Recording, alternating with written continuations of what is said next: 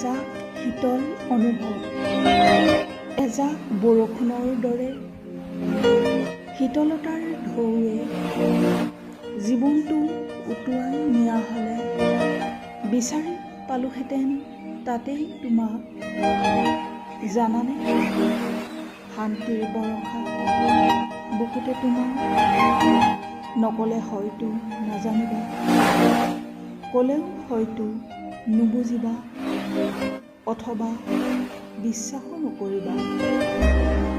নিজৰ নিশাটো স্ফটিকৰ দৰে হিমকণাৰ টুকুৰাবোৰ ছিটিকি পৰা নিশাটোৰ গভীৰতা হ'ব পাৰে কিমান।